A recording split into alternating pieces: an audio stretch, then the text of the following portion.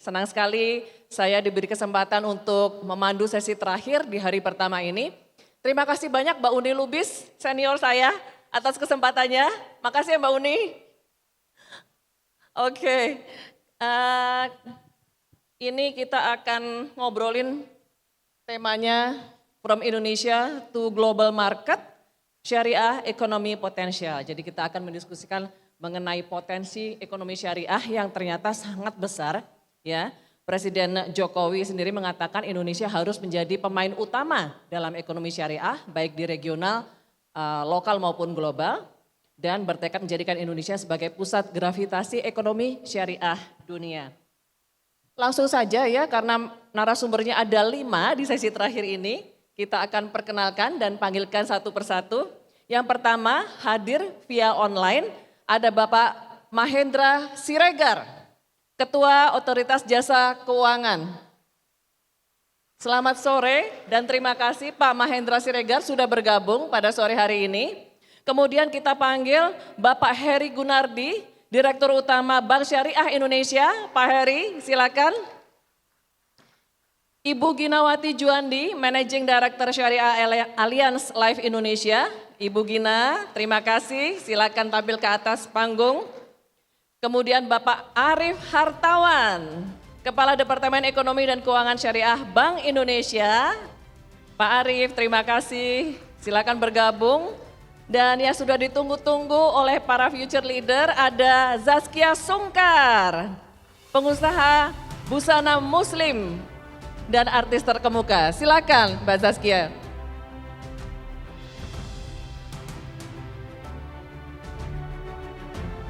Baik, sebelum nanti kita mulai sesi diskusi, kita ingin tanya-tanya dulu ya Bapak Ibu untuk para future leader yang ada di ruangan sini. Coba siapa dari para future leader yang punya rekening bank?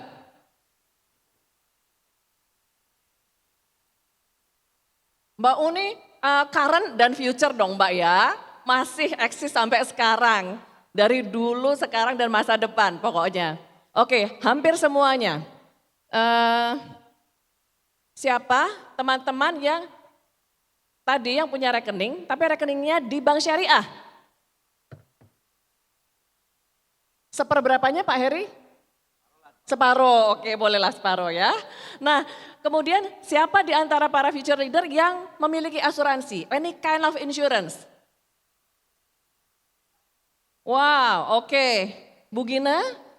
Oh, masih senyum Bu Gina ya. Nah, di antara yang punya insurance tadi, siapa yang insurance-nya adalah asuransi syariah? 1, 2, 3. Mbak Uni belum? Belum, oke. Baik, itu tadi survei pembuka kita ya. Kita nanti akan lanjutkan dengan diskusi, tapi kita akan persilakan dulu dan ngobrol-ngobrol dulu dengan Pak Mahendra Siregar, karena Pak Mahendra nanti harus standby untuk hal lain ya Pak Mahendra ya. Jadi kita mulai dengan Pak Mahendra terlebih dahulu nih ya. Pak Mahendra, apa kabar Bapak? Oke. Pak Mahendra, Bapak ini dalam beberapa kesempatan menyampaikan ya bahwa isu keuangan syariah ini akan menjadi program prioritasnya OJK. Nah, boleh dijelaskan ya Pak Ketua, mungkin dalam bahasa milenial dan Gen Z gitu, kira-kira apa peran OJK dalam mengembangkan industri keuangan syariah di tanah air? Silakan Pak Mahendra. Baik, terima kasih ya Mbak Retno, Bu Uni dan semua yang mengundang dan untuk para kawan-kawan narasumber dan peserta. Memang kalau kita lihat dalam konteks keseluruhan sektor jasa keuangan Indonesia termasuk dalam kaitan itu terkait atau dibatasi oleh pertumbuhan dari ekosistem atau sektor real yang merupakan sektor yang dilayani oleh jasa keuangan syariah. Nah, dalam hal ini tantangannya adalah bahwa perkembangan ekosistem syariahnya yang di luar sektor keuangan, tapi dilayani oleh sektor keuangan, nampaknya masih tidak secepat pertumbuhan di sektor real yang lain. Jadi tantangannya ada di situ. Menghadapi hal tadi, maka yang menjadi prioritas dari pengembangan sektor jasa keuangan syariah adalah untuk mendukung integrasi dari jasa keuangan syariah ini dengan sektor realnya sendiri dan juga menumbuh kembangkan sektor real keuangan, sektor real syariah. Nah, ini yang intinya demikian. Nah, hanya dalam pelaksanaannya tentu banyak tergantung kepada bagaimana di sektor real itu bisa terus dikembangkan lebih baik lagi. Apakah itu terkait dengan industri berbasis halal, apakah itu terkait dengan fashion juga tadi tentu kita bisa dengar langsung dari yang paham masalah ini, atau terkait dengan pariwisata, tentu juga makanan minuman. Nah, ini yang harus kita coba dorong lebih besar lagi pertumbuhannya. Selain produk-produknya juga dicoba tingkatkan lebih jauh. Sedangkan sebenarnya sektor keuangan itu sendiri relatif untuk syariah tumbuhnya cepat dan lebih siap. Hanya selama ekosistemnya terbatas, maka tidak mudah meningkatkannya. Nah, untuk penguatan di dalam jasa keuangan syariah itu sendiri, kami fokus di OJK adalah memperkuat perusahaan-perusahaan ataupun industri jasa keuangan syariah yang ada di sana. Sebab belakangan ini kita lihat bahwa memang makin banyak jumlah usaha yang berbasis syariah, tetapi kekuatannya, kapasitasnya itu relatif kecil-kecil dibandingkan dengan yang konvensional. Kecuali tentu Bank Syariah Indonesia yang adalah besar. Namun mungkin kalau untuk bank besar sendirian. Nah, ini yang ingin kita lihat juga, makin banyak usaha syariah yang dari segi skala kapasitas meningkat. Nah, kami di regulator mencoba untuk mendorong berbagai langkah mengkonsolidasi usaha-usaha syariah yang ada sehingga tidak menjadi banyak tapi kecil-kecil, nah, sehingga nanti memiliki keterbatasan sendiri untuk mendukung sektor.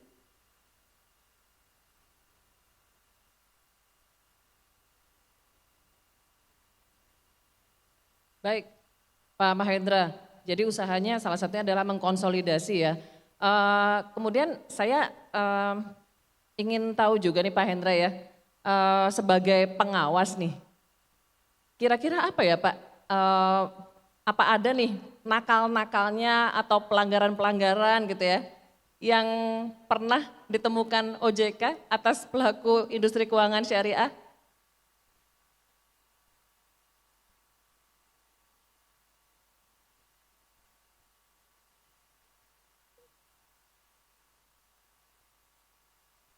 Audionya mungkin boleh. Iya, suaranya hilang yang di ballroom. Sebentar Pak Recording Mahendra ya. in progress.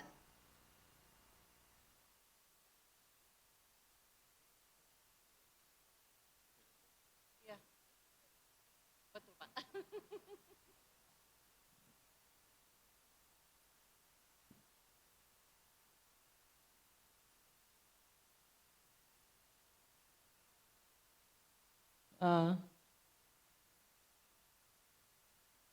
Gimana, apa sudah bisa? Nanti kita lanjutkan lagi ngobrol-ngobrol ya, tapi memang ini karena Pak Mahendra katanya waktunya terbatas, jadi memang kita harus selesaikan terlebih dahulu, mudah-mudahan segera. Oh lanjut, boleh ya? Oke, Pak Mahendra izin kita pause dulu, mudah-mudahan segera teratasi masalah teknisnya. Izin saya ngobrol-ngobrol dengan narasumber yang berada di panggung dulu ya, Pak Mahendra. Mudah-mudahan Bapak masih ada waktu untuk bergabung. Baik, ini kita ingin beralih ke industri nih setelah tadi ngobrol sebentar dengan regulatornya gitu ya. Kita mungkin ke Pak Heri Gunardi terlebih dahulu. Ini Pak Heri Gunardi yang 2 minggu lalu kembali membawa BSI untuk meraih Global Islamic Finance atau GIFA Award ya. Selamat Pak Heri, ini saya rasa suatu prestasi yang cukup membanggakan. Mengingat usia BSI yang masih balita gitu ya Pak ya. 1 tahun setengah. Oh 1 tahun setengah, batita berarti. Oke, nah ini meski masih banyak PR dalam konteks persaingan industri perbankan syariah ya Pak. Baik di regional maupun global, misalnya kalau kita bandingkan dengan Malaysia, kita masih tertinggal cukup jauh dari sisi total aset, bisa dibilang demikian. Nah sebagai leader di industri perbankan syariah Indonesia nih Pak Heri, menurut Bapak apa Pak potensi dan juga strategi yang harus ditempuh untuk supaya kita bisa memenangkan persaingan ini? Oke, baik. Assalamualaikum warahmatullahi wabarakatuh. Selamat sore, salam sejahtera untuk kita semua. Yang saya hormati Pak Mahendra Siregar, salah satu pembicara, beliau juga adalah Ketua Dewan Komisioner OJK. Bapak Ibu semua di sini, mohon maaf saya karena menyingkat waktu saya tidak sebut satu persatu namanya. Senang sekali pada sore hari ini bisa hadir di ruangan ini, ketemu dengan para hadirin peserta diskusi, ya kita namakan para anak muda, milenial, Gen Z dan juga yang paling muda lah pokoknya di lingkungan milenial. Kembali ke Indonesia sebenarnya kalau kita melihat ya populasi Indonesia saat ini hampir 87% dari 265 juta penduduk Indonesia itu adalah populasi muslim. Ini market ya besar.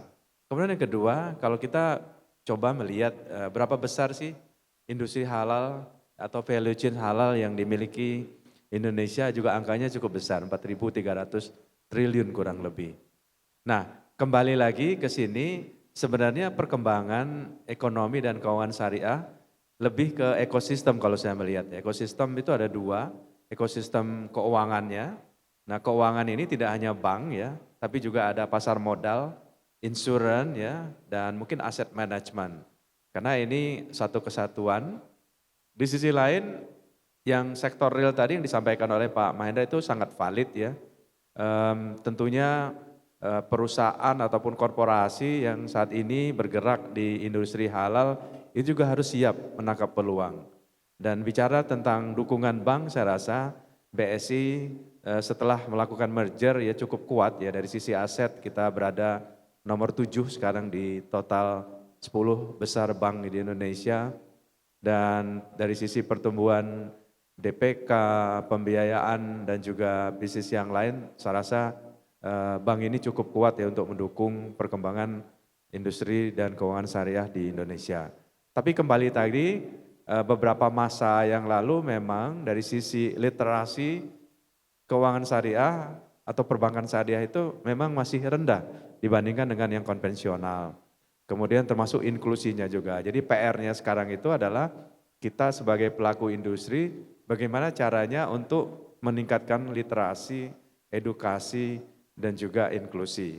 Nah kalau hal ini tercapai kemudian makin banyak masyarakat yang kenal tentang perbankan syariah terutama di bidang kami tentunya tadi waktu dilakukan survei kecil-kecilan ya pemilik rekening 100%, syariahnya 50% gitu. Kalau tanya asuransinya lebih kecil lagi gitu, hanya separohnya gitu, mungkin 1/5-nya, sangat kecil. Nah, ini menunjukkan bahwa memang pemahaman masyarakat tentang perbankan syariah, keuangan syariah, asuransi syariah, capital market syariah itu masih sangat rendah. Jadi memang kita harus memang melakukan banyak ya usaha, upaya untuk lebih memperkenalkan. Termasuk pada hari ini kita juga ada di sini untuk memperkenalkan. Nah, kembali lagi tentang perbankan syariah tentunya banyak kelebihannya ya dibandingkan dengan struktur yang ada di konvensional.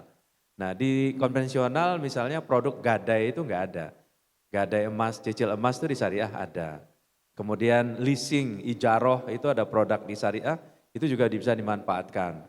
Dan yang menarik lagi misalnya BSI saat ini sedang memperkenalkan produk Gria si muda.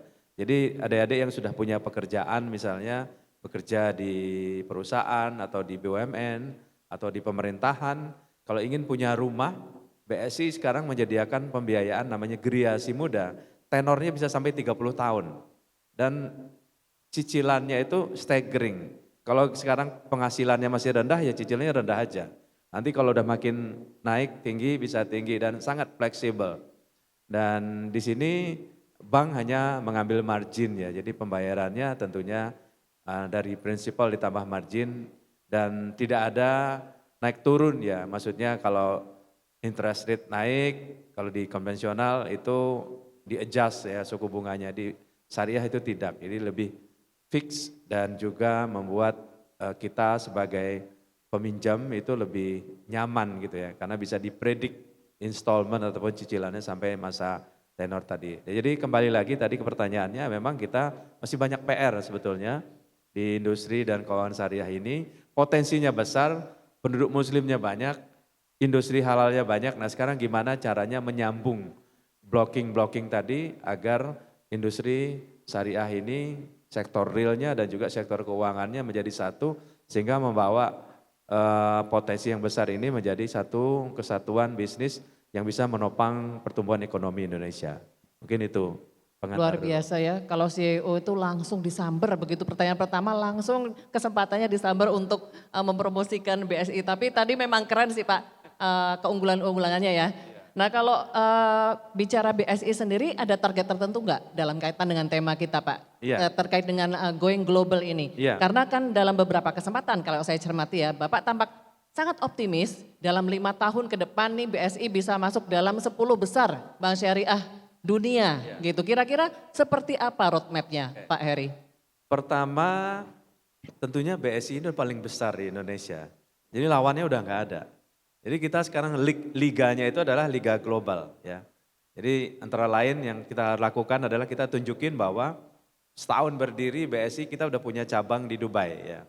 Nah Dubai itu adalah UAE dan Indonesia dari sisi trade balance-nya itu bisa 4 miliar sampai 4,5 miliar US dollar per tahun.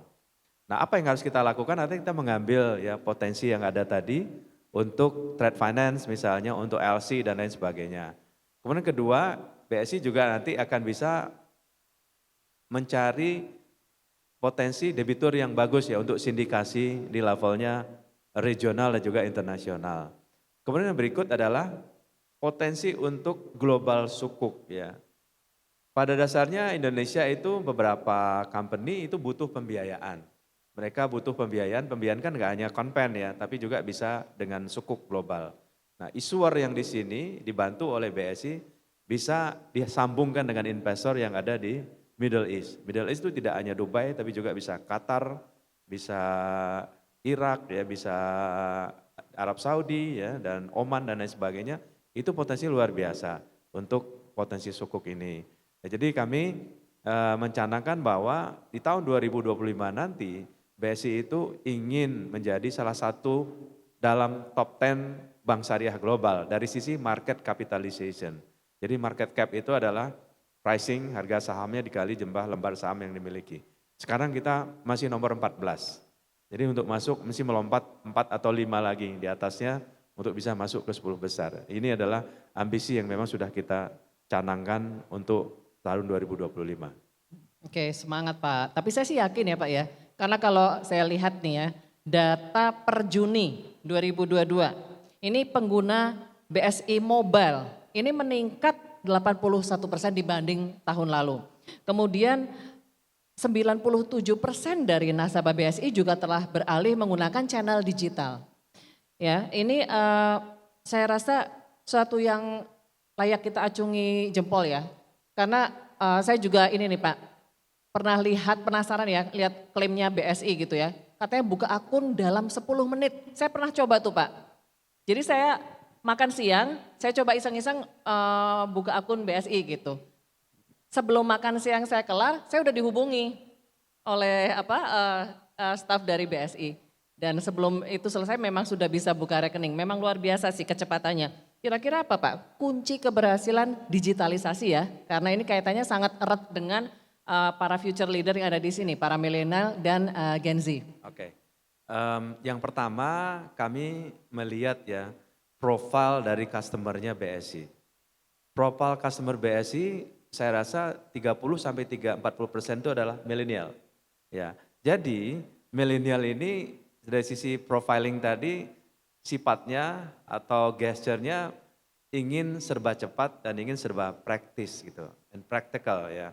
Nah itu menyebabkan bahwa pada saat kita merger kita melakukan transformasi digital ya di BSI, mobile bankingnya kita itu kita rebranding lagi, kemudian kita enhance ya dari sisi fitur dan juga kapasitas dan capability-nya. Nah kenapa kita harus lakukan itu? Adalah untuk menangkap segmen-segmen anak muda ini.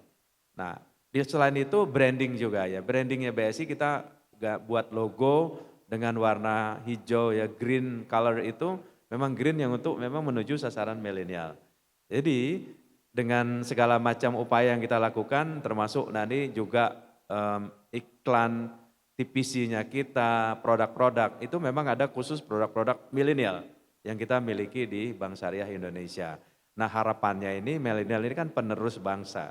Jadi kalau kita mulai ya menangkap, mengcapture adik-adik yang ada di segmen ini nanti pada saat nanti mereka 10 tahun, 15 tahun lagi menjadi orang hebat gitu ya atau posisinya makin tinggi tentunya BSI juga akan punya customer yang cukup lumayan ya, cukup bagus gitu. Dan digitalisasi terus dikembangkan ya, kita memperkuat back end, middle end dan juga front end. Insya Allah tahun depan itu series dari BSI Mobile ini mungkin akan berubah, bertransformasi menjadi super app ya.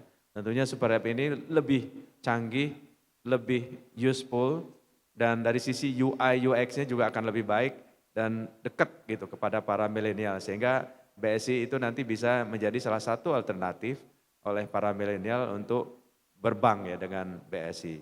Dan kami harapkan ini akan menjadi salah satu momentum untuk BSI bisa lebih banyak menggrab para milenial ini. Dan tentunya untuk menjadi customer-nya BSI, ya BSI ini kan value proposition-nya adalah bank universal, modern ya, inklusif, tidak melihat nasabahnya siapa aja boleh gitu. Enggak mesti muslim, non muslim boleh ya, silahkan aja jadi nasabah. Dan ini yang menyebabkan bahwa bank ini spektrumnya akan lebih luas karena kita melayani seluruh lapisan masyarakat dan termasuk adik-adik yang masih muda. Oke, baik Pak Heri, kita bergeser dulu ya ke Ibu Gina, ya yang tadi sudah senyum-senyum melihat survei kita di awal ya Bu Gina. Bu Gina gimana dengan industri asuransi syariah Bu? Kalau tadi sudah perbankan, syariah, insurance-nya seperti apa gitu? Seperti apa potensi dan juga mungkin strategi ya yang tepat untuk mengembangkannya? Oke, terima kasih Mbak Ratna, Bapak-Bapak juga. Dan kepada adik-adik sekalian, salam sehat buat kita semua ya. Jadi seperti tadi yang disampaikan oleh Pak Heri, bahwa potensi juga di syariah itu sangat besar sekali ya. Saya kadang-kadang agak sedikit terenyuh ya. Kita ini negara muslim terbesar juga ya. Dimana tadi Pak Heri bilang 87% itu penduduk muslim. Tapi dari asuransi kalau kita perhatikan konvensionalnya yang merajai ketimbang syariah gitu ya. Dan ini adalah merupakan PR bersama ya industri dan juga pemerintah dan regulator. Bagaimana kita bisa potensi yang demikian besar ini kita kelola untuk membalikan harusnya syariah itu harus yang terdepan, lebih tinggi ketimbang yang konven gitu. Karena memang situasi dan kondisinya mendukung seperti itu ya. Nah saya melihat potensi ini kita bisa kembangkan bila, kenapa sih saya melihatnya Indonesia ini masih sedikit asuransinya, terbukti survei tadi kan paling cuma 1/5-nya mungkin ya. Nah itu saya lihat, saya pelajari sebetulnya masyarakat kita tuh belum terlalu ngeh dan belum terlalu paham sebetulnya mengenai asuransi, apalagi asuransi syariah. Jadi kita bersama-sama dengan industri dan tentunya juga Allianz harus bekerja sama untuk memberikan edukasi, pemahaman. Karena kalau nggak paham, belum tentu mau melihat gitu. Nah di Allianz sendiri, kebetulan saya baru tahun ini memegang syariah dan kita melakukan survei internal. Memang belum terlalu berakar berurat ya di Allianz sendiri. Kita melakukan studi dan ternyata memang agen-agen kita pun belum terlalu mengerti apa itu asuransi syariah yang benar, seperti itu. Dan setelah kita studi, kita engage satu business coach consultant yang mumpuni dalam bidang syariah.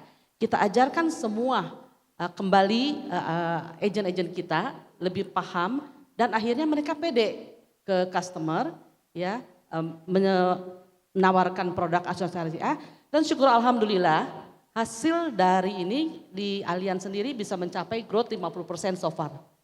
Gitu ya. Jadi memang potensi ini harus kita kelola bersama ya.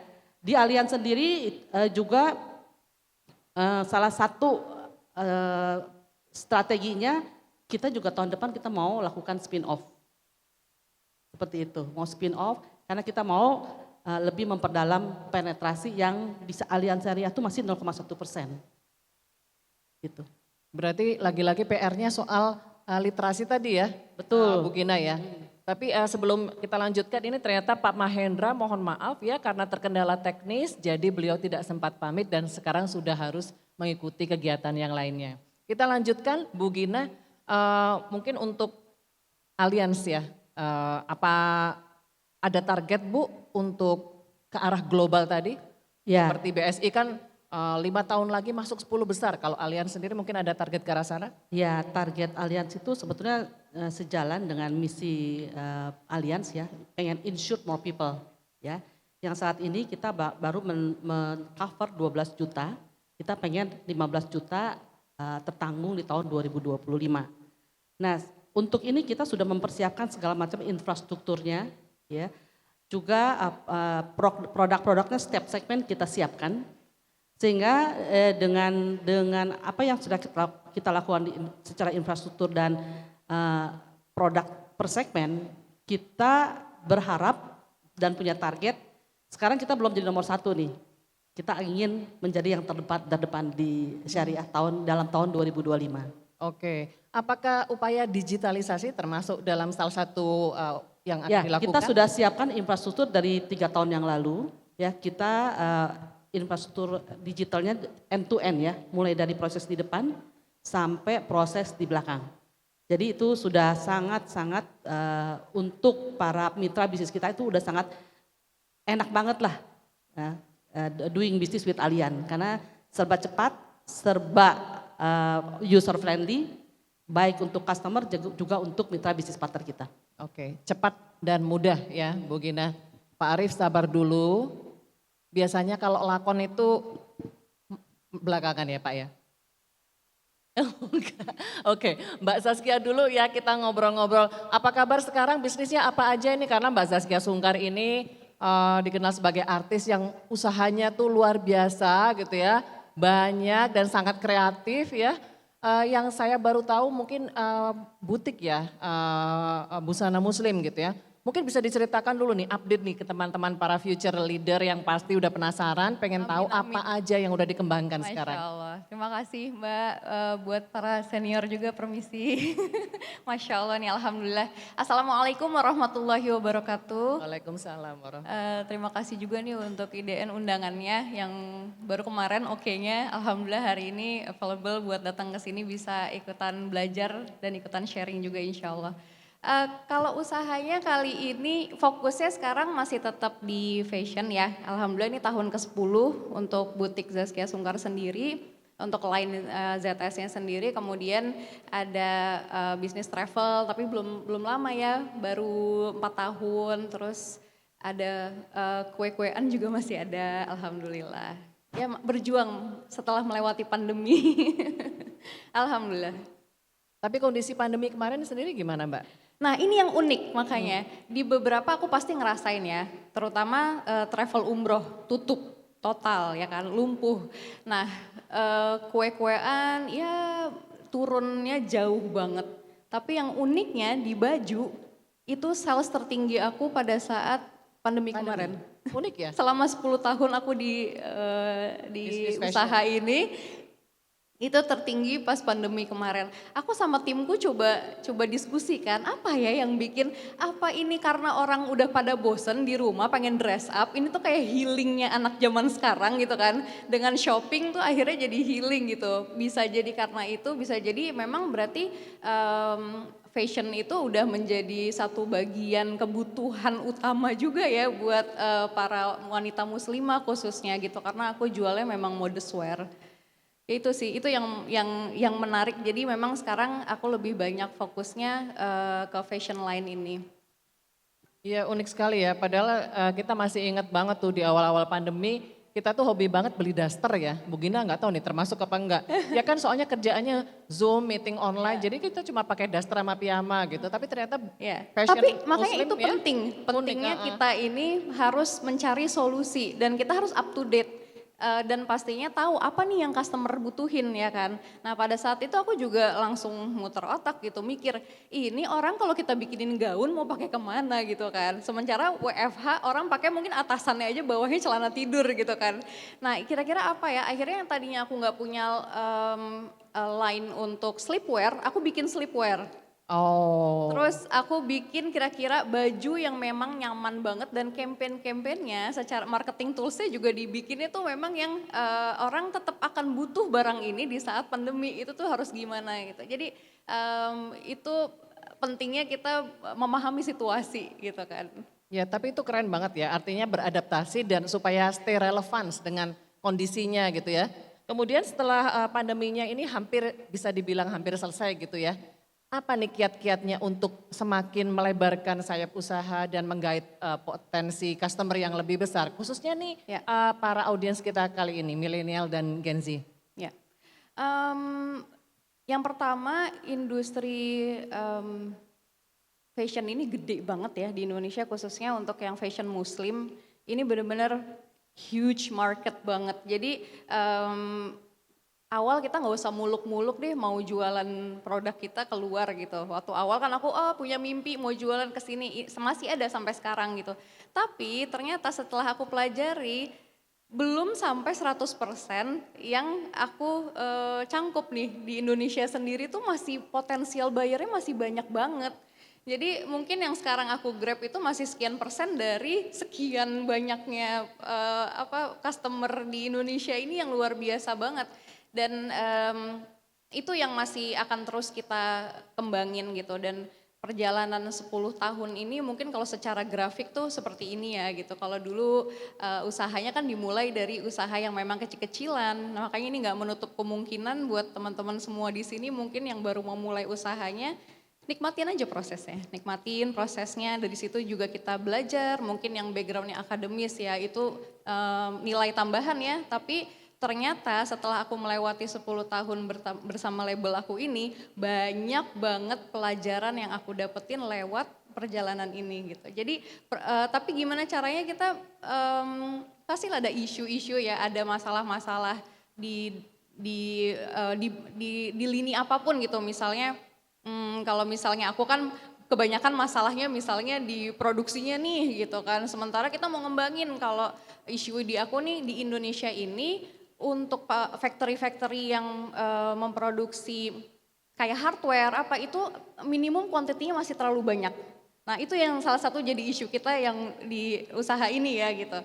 Jadi kebanyakan dari kita juga mungkin cari vendor-vendor di luar gitu yang harganya bisa lebih. Tapi makin kesini aku ngelewatin itu dan sampai hari ini better banget sih dibanding dulu. Banyak banget factory yang khususnya pas pandemi kemarin ini yang menarik. Jadi ada salah satu konveksi besar lah ya. Mereka ini menerima jahitan ini khusus sebenarnya untuk ekspor. Jadi brand-brand besar luar yang jahit di sini. Tapi ketika pandemi tutup semua kan, dan akhirnya kita yang lokal ini diterima sama mereka. Sampai sekarang? Sampai sekarang. Karena mereka juga mungkin melek gitu, oh ternyata yang lokal juga produksinya bisa wow ya gitu kan. Iya gitu, nah ini mungkin pendekatan-pendekatan kayak gini dan kita memang harus ada tim surveinya ya gitu. Mungkin nanti ke depannya masih bisa lebih data ini kita punya pegang banyak. Kalau dulu mungkin nggak kayak sekarang ya, apa-apa mau konveksi kecil aja punya Instagram. Nah sekarang cari informasi itu udah lebih gampang gitu. Jadi aku merasa sangat terbantu banget sih sampai hari ini dari semua produksi, terus dari marketing itu juga harus dijagain semuanya.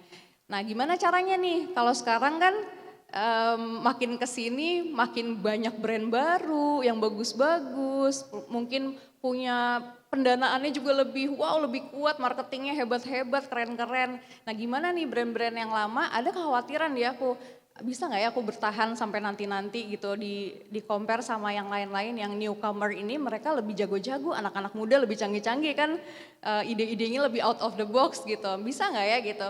Insya Allah bisa gitu, tapi makanya kita juga harus ngalah untuk ngeliat kira-kira trennya sekarang tuh seperti apa sih, yang orang suka itu seperti apa sih, dan memanfaatkan era digital ini tuh penting banget kan. Udah gitu sekarang juga ada e-commerce juga yang nolong, karena aku 20% dari stok aku tuh ke e-commerce. Nah sisanya baru kita main kemitraan, reseller, kemudian ada offline store kita juga.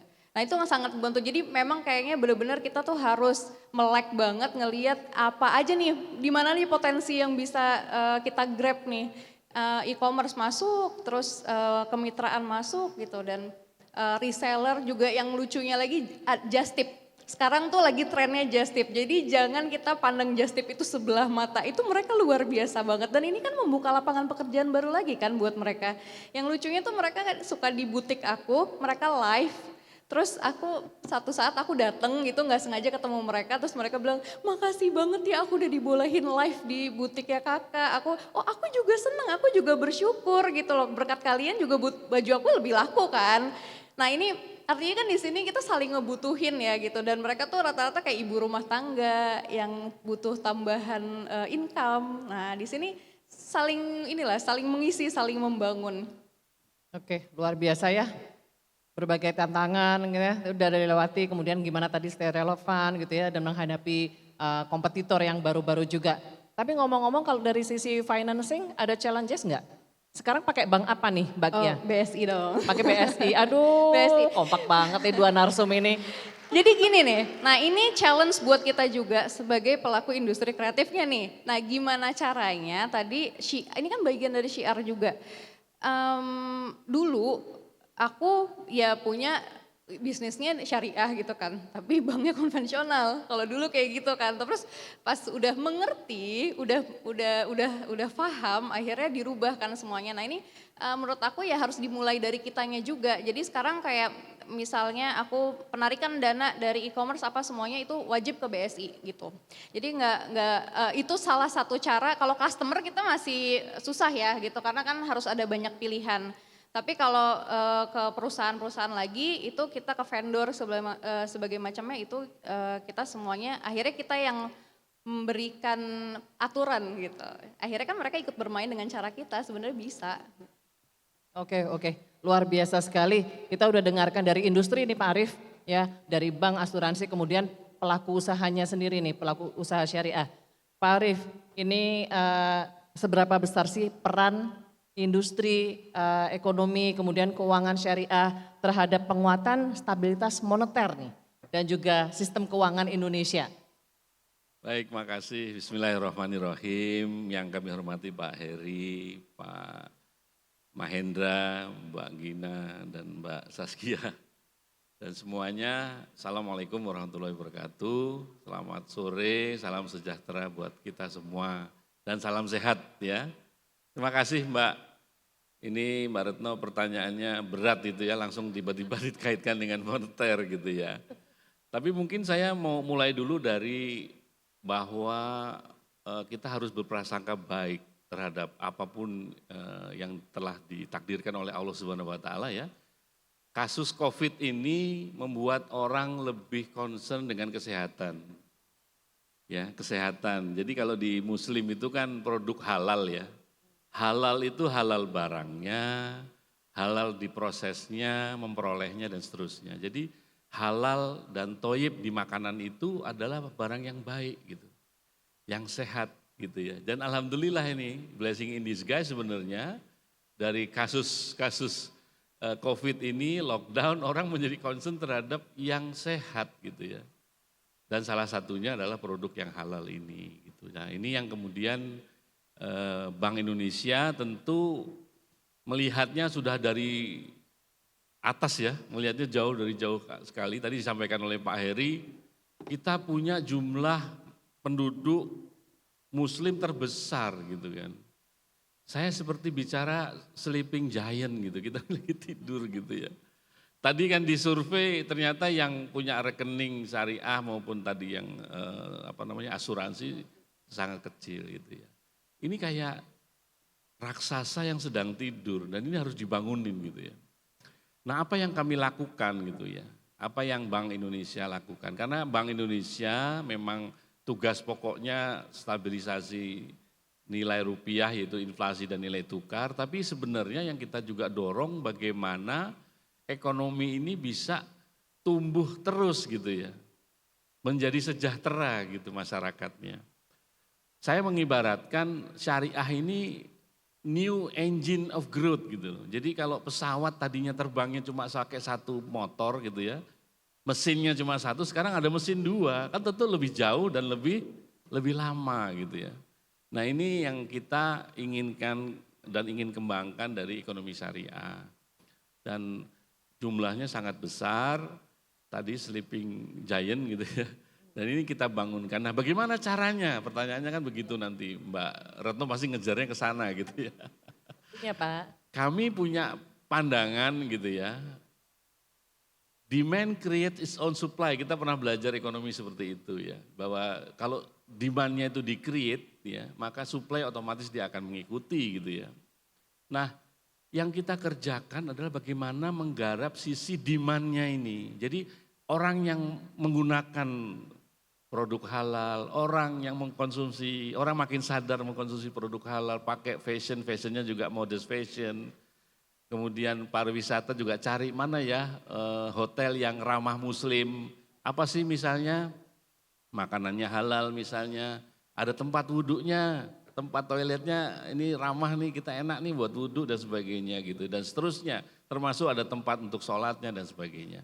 Nah hal-hal itu semakin kuat gitu ya, dari waktu ke waktu kita istilahnya kalau Pak Gubernur kami mengatakan kita perbanyak penumpangnya gitu. So ini bisnya udah banyak nih, Bank BSI udah gede banget bisnya gitu ya, tapi penumpangnya nggak ada gitu. Nah ini yang kita create penumpangnya biar nggak ngetem bisnya nih kan gitu ya. Jadi kita create penumpangnya, jadi demand-nya itu yang kita tingkatkan. Dari mana? Dari berbagai pelaku Bu. Mulai dari masyarakat biasa, kemudian pesantren kami masuk gitu ya.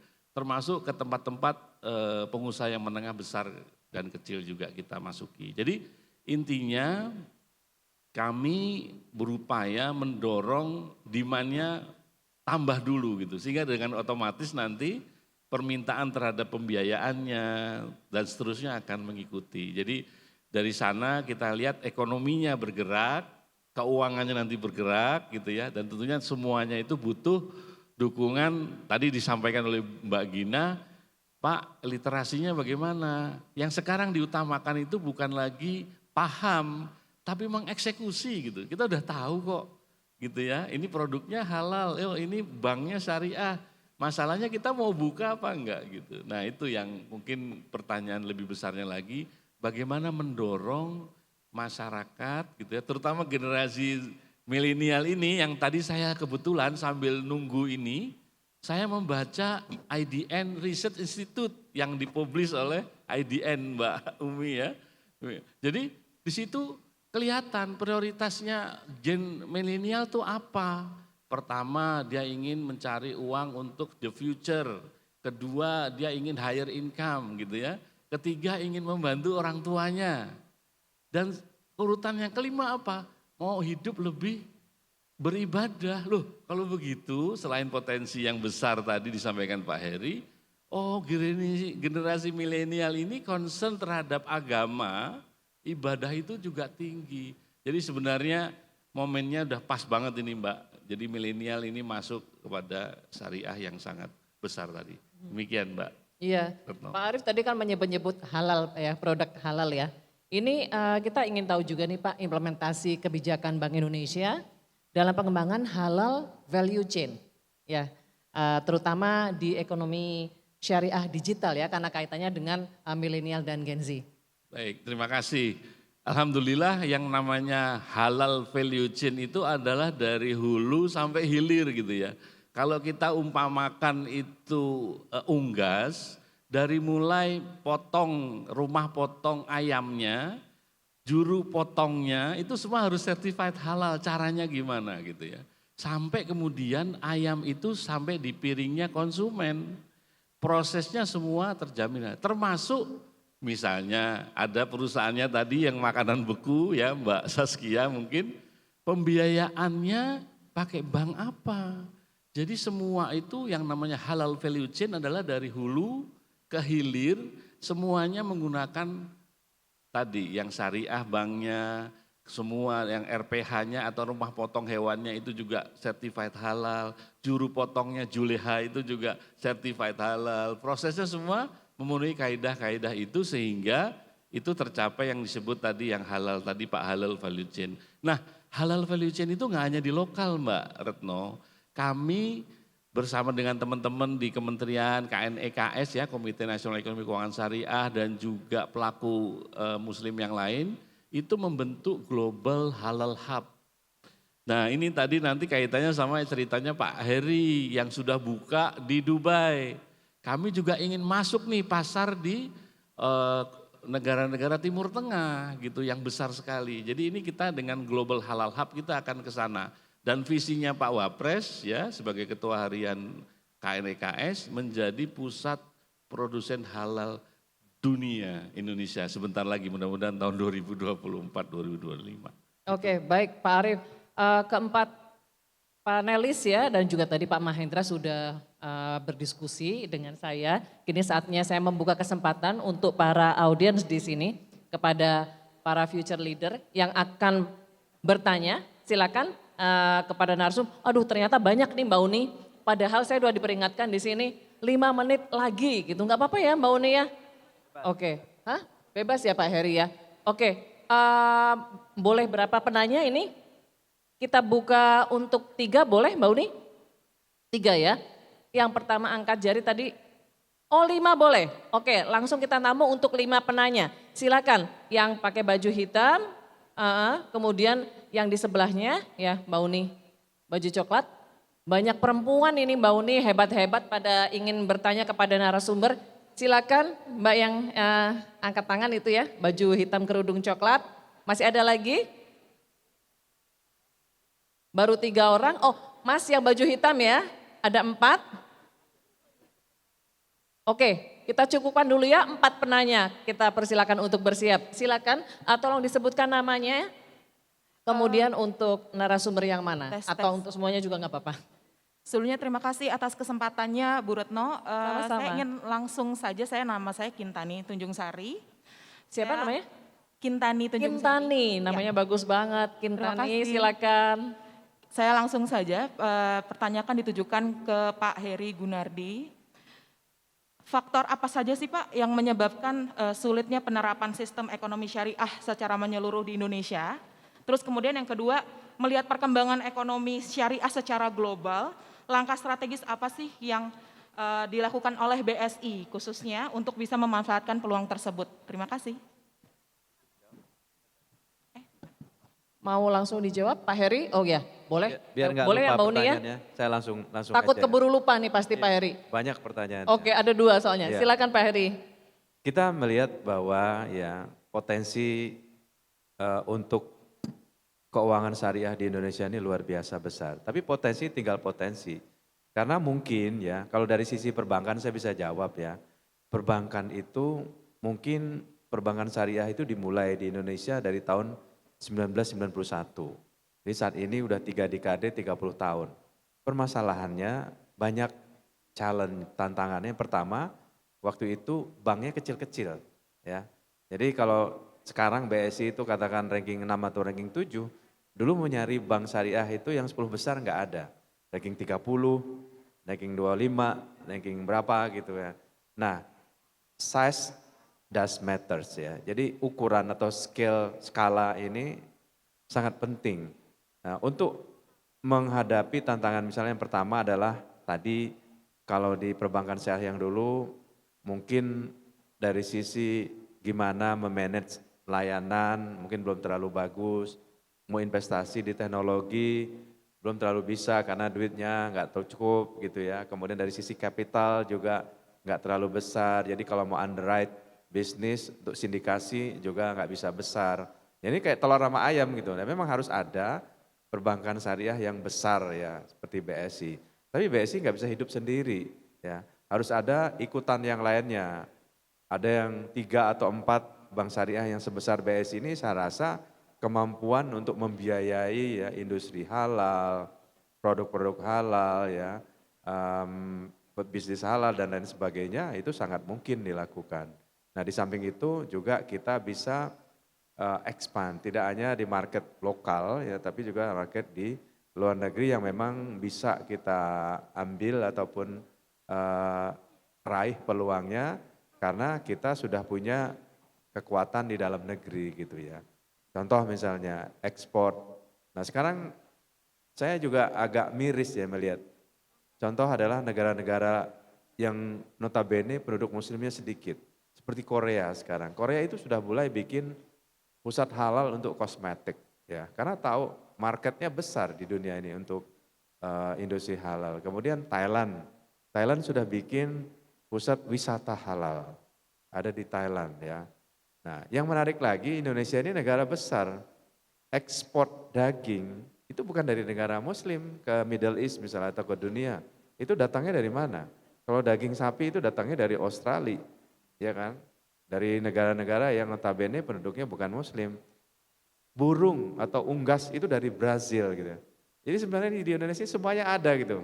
Tapi kita memang kurang memanfaatkan kelebihan yang kita miliki. Ekosistemnya tadi belum dibangun, misalnya sertifikasi halal, mulai tadi di Pak Arief sampaikan juga dari hulu sampai hilir itu memang harus kita beresin. Jangan sampai mau bikin ekspor daging halal atau produk halal, sertifikasinya jalannya panjang gitu dan susah. Nah sehingga kita tidak bersaing. Jadi yang harus dilakukan ini adalah dukungan ya dari semua pihak termasuk pemerintah dan juga kecepatan ya untuk melakukan sesuatu itu termasuk approval ya untuk halal sertifikat tadi juga harus lebih cepat. Perbankannya juga harus dynamic membiayai, customernya juga harus lebih cepat sehingga daya saing kita meningkat dan kita bisa bersaing di tingkat global. Itu kira-kira jawabannya. Baik, silakan penanya yang kedua. Ya, terima kasih atas kesempatannya. Perkenalkan saya Risa Rahmawati dari PT Fateo Berlian Mandiri. Kami generasi milenial sebagai startup bergerak di bidang servis berangkas, mungkin sejalannya dengan perbankan. Pertanyaan saya untuk Bapak, bagaimana peran BSI terhadap UMKM seperti kami gitu, startup untuk generasi milenial, apakah bisa menjadi vendor, bekerja sama maupun pembiayaan? Terima kasih Pak. Oke, saya jawab langsung ya. Ini kayaknya Langsung populer nih, saya nih. banyak pertanyaan ya. Aduh, langsung nih. Service berangkas yang menarik banget ya. Itu, saya mau cerita sedikit ya. BSI ini belum 2 tahun berdiri. Tahun lalu kita bikin namanya program Talenta Wirausaha BSI. Jadi tagline-nya itu adalah hashtagnya Muslimpreneur. Nah, kemarin ya tahun lalu kita bisa menjaring sekitar 5.000 lebih anak muda dari kampus-kampus, kemudian mungkin dari pesantren juga yang muslimpreneur dari beberapa tempat di seluruh kota di Indonesia. Nah dari 5.000 itu kita minta kan ada kriterianya, ada nggak proposal bisnis, termasuk startup ya, ada nggak proposalnya? Ada. Dari 5.000 itu yang punya proposal 1.000. 1.000 ini kita kasih training ya. Tapi sayangnya waktu itu COVID belum terlalu reda, jadi sehingga trainingnya itu nggak bisa hybrid, nggak bisa offline, trainingnya online. Ya kalau online kan kadang-kadang masuk kuping kiri keluar kuping kanan, kalau masuk nggak apa-apa, nggak masuk balik lagi gitu ya. Ya mungkin disambi sambil masak, terus sambil makan, jadi nggak terlalu optimal. Yang mudah-mudahan tahun depan kita bisa lakukan offline. Nah dari 1.000 terpilih 100 ya yang punya ide bisnis baik yang akan dijalankan maupun yang sudah dijalankan. Nah dari 100 itu kita bawa ke Jakarta. Ada dewan jurinya ya. Dewan juri tidak hanya dari BSI, dari Kementerian BUMN ya, dari pengusaha ya. Mungkin nanti bisa juga yang lain untuk ikut yang sekarang menjalankan banyak bisnis dari sisi fashion, ya kosmetik, nanti kita bisa undang juga untuk jadi juri tahun depan. Nah, dari 100 orang ini terpilih kira-kira 20-an, 25 orang ya pemenangnya. Dan pemenang ini secara otomatis yang memang bankable kita kasih pembiayaan, loan ya, KUR syariah, sesuai dengan kebutuhan untuk dia ngembangin usaha. Kemudian yang tidak bankable, kita kasih juga seed capital tapi menggunakan dana sosialnya BSI. Tetap bisa menjalankan usahanya. Jadi kalau memang nanti pengen seperti itu, silahkan mendaftar. Nah di sisi lain UMKM ya memang sekarang kita udah buka tuh UMKM Center ada di Aceh, Jogja, kemudian ada di Surabaya, mungkin nanti ikut juga yang di Jakarta. Nah UMKM Center kita ini bisa digunakan oleh siapa saja pelaku UMKM. Bisa untuk display barang-barangnya, bisa untuk co-working space, bisa untuk mengikuti training dan juga akses pembiayaan. Jadi kita juga membantu untuk belajar digital di sana, akses ke market misalnya belajar bikin packaging, belajar bikin online, semuanya ada di situ. Jadi itu kira-kira yang kita jalankan saat ini untuk mendukung pelaku UMKM. Terima kasih. Oke, terima kasih. Pastikan Mbak Riza nggak ketinggalan ya tahun depan ya untuk mendaftar dan bergabung bersama ribuan tadi ya yang ikut seleksi. Baik, penanya ketiga langsung saja silakan. Ya, terima kasih atas kesempatannya. Nama saya Kaisha Azara, fresh graduate Ilmu Ekonomi Islam Universitas Indonesia. Insya Allah selanjutnya ingin menati karir di BSI, Pak. Bisa aja, milenial memang gercep nih. Silakan. Iya Pak, saya izin bertanya Pak kepada Pak Heri Gunardi. Saya ingin tahu Pak, apakah BSI punya target berapa banyak pengusaha-pengusaha yang akan dilahirkan, dibina dan dikembangkan oleh BSI? Lalu bagaimana BSI meng-create-nya sehingga pengusaha-pengusaha UMKM itu loyal dengan BSI? Dan terakhir Pak, apakah pilihan BSI ini memperbesar pembiayaan konsumen atau memperbanyak pengusaha-pengusaha yang tangguh dan loyal kepada BSI? Sekian, terima kasih Pak. Terima kasih pertanyaannya, langsung dijawab ya. Langsung Pak, silakan. Waktu BSI berdiri pada tanggal 1 Februari 2021 yang lalu, ini launchingnya di Istana Negara ya sama Pak Presiden. Jadi Presiden berpesan kepada kita manajemen ini, pertama ya BSI itu harus jadi bank yang modern katanya. Jadi bank syariah tapi modern. Nah susah kan? Syariah modern. Kemudian universal, tidak memilah-milah. Siapa saja boleh jadi nasabah. Kemudian yang ketiga, punya digital capability yang bagus. Udah kita jawab ya tiga-tiganya. Kemudian yang keempat adalah harus mendukung pengembangan UMKM, termasuk UMKM naik kelas. Jadi perlu diketahui juga pada saat ini portofolio UMKM di BSI itu sudah mencapai sekitar 24% dari total portofolio pembiayaan BSI. Jadi artinya kita pro UMKM. Ya. Nah kemudian gimana caranya kita memperbanyak. Jadi kalau ditanya target sebanyak mungkin, bank itu kan bisnis pembiayaan.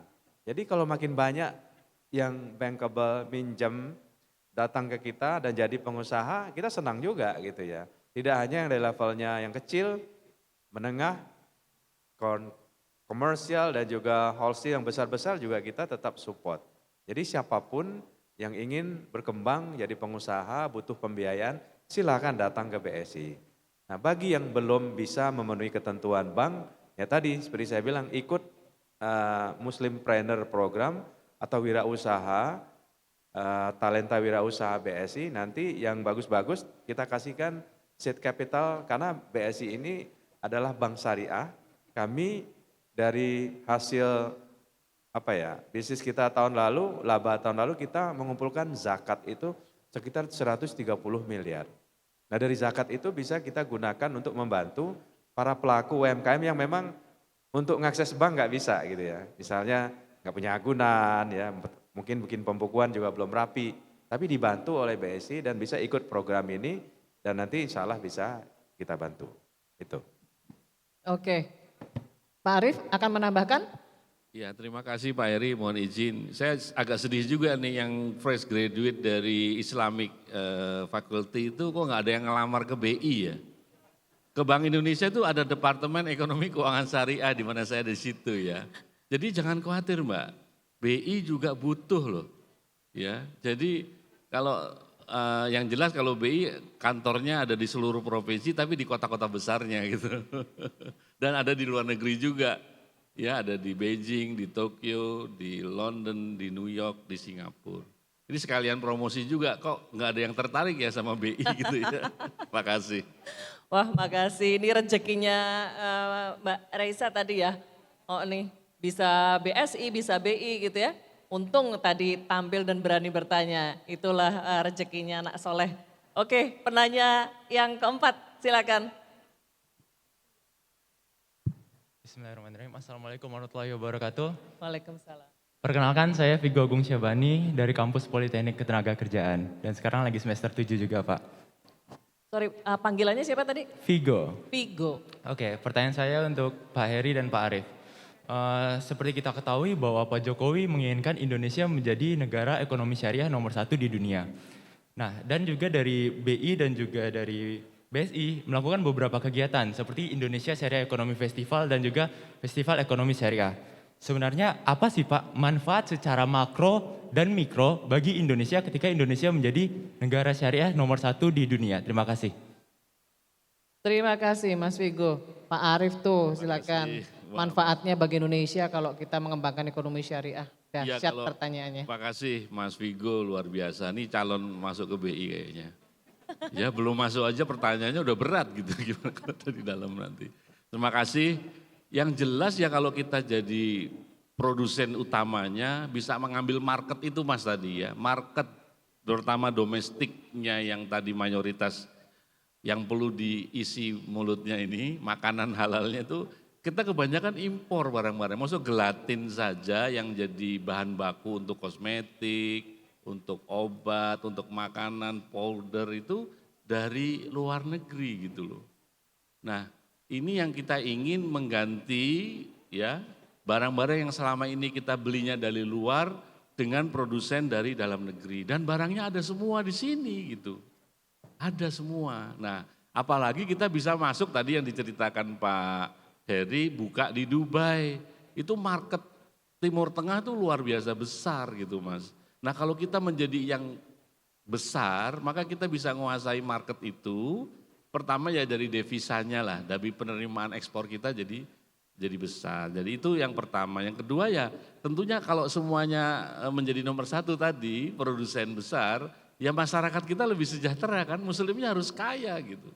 Kita harus menjadi yang lebih baik gitu ke depannya. Jadi tentunya dengan menjadi lebih baik tadi lebih makmur ya bisa membantu lebih banyak lagi kan gitu ya Mas Vigo. Nah itu manfaat yang kita inginkan sebenarnya menjadi masyarakat yang lebih sejahtera ke depannya gitu dan tentu lebih dermawan. Pastinya itu sih Bu Retno, makasih. Pak Heri akan menambahkan. Saya tambahin, sebenarnya kan simpel ya.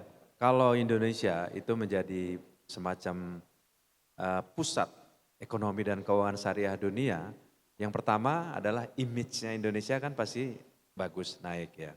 Kemudian kedua adalah akan membalikkan posisi. Saat ini kita bukan menjadi pelaku bisnis, tapi kita adalah menjadi pasar gitu ya. Itu harus dibalikin gitu. Dimana dari market menjadi produsen, dimana dari pemakai pengguna menjadi produsen. Potensi itu ada, sangat besar ya. Nah, dari sisi lain kita melihat bahwa penduduk kita aja sendiri sudah banyak ya. Artinya untuk jualan ya bagi produsen yang ada di Indonesia, itu untuk jual di domestik aja sudah nggak kalah banyak jumlah. Apalagi punya kemampuan ya, dari sisi produk, fitur produknya, kualitas produknya bersaing bisa masuk ke pasar global. Nah itu yang menurut saya akan mati-matian kita dorong seperti itu agar Indonesia bisa menguasai industri syariah ini dan industri halal di dunia. Baik, mungkin saatnya kita berikan kesempatan untuk para narasumber memberikan closing statement tapi singkat saja, mungkin sekitar 1 menitan, mulai dari Mbak Kia di ujung sana, kemudian Bu Gina, Pak Heri dan Pak Arief. Oke, buat teman-teman milenial nih dan Gen Z semangat, tetap terus berkarya dan create your own DNA. Boleh kita terinspirasi, boleh banget. Tapi jadi creator itu akan lebih seru daripada jadi followers. Keren. Terima kasih Mbak Saskia Sungkar atas kehadiran dan juga sharingnya yang luar biasa, menginspirasi. Ibu Gina. Oke, saya tadi dengar banyak mau jadi menjadi karyawan di Bapak Bank BSI atau BI.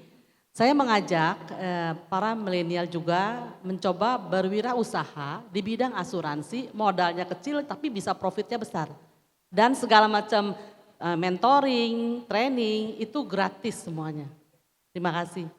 Baik Ibu Gina, terima kasih juga sudah bergabung bersama diskusi kita sore hari ini. Pak Heri. Iya, jadi pesan saya ya, mumpung di sini semuanya ada di stages yang usia masih muda, mulailah dengan membangun creativity ya. Jadi artinya bekerja misalnya di bank, institusi itu bagus. Tapi lebih bagus lagi kalau kita menciptakan lapangan kerja. Jadi punya ide bisnis, ciptakan lapangan dan nanti orang lain bekerja sama kita ketimbang kita bekerja di satu institusi. Tapi itu memang nggak mudah. Tapi menurut saya sekarang anak-anak sekarang ini lebih kreatif dibandingkan zamannya kita dulu, pengennya kerja aja. Makanya sampai hari ini kita masih kerja nih, nggak punya bisnis gitu ya. Tapi saya mudah-mudahan. Kecuali Mbak Saskia loh Pak. Iya, kita Mbak kalah Saskia kan semua sama yang di ujung situ. Milenial ya. Ya jadi create your own business ya, dengan demikian bisa menciptakan lapangan kerja dan juga bisa mampu membangun Indonesia. Terima kasih. Pak Heri, terima kasih banyak sudah bergabung dan menginspirasi sore ini. Pak Arief, silakan. Makasih. Untuk teman-teman generasi milenial yang ada di sini, syariah itu tadi saya bilang umpamakan sebagai sleeping giant ya. Kolamnya ibarat kolam itu masih nggak ada yang berenang di situ.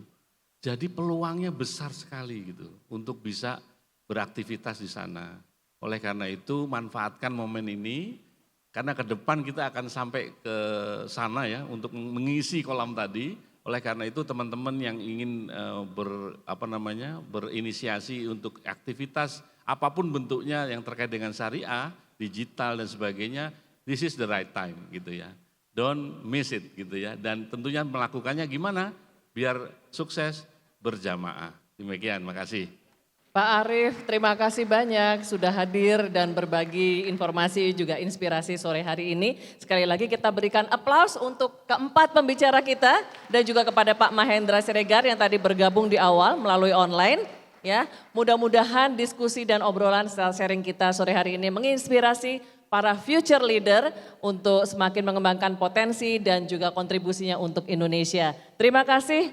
Assalamualaikum warahmatullahi wabarakatuh.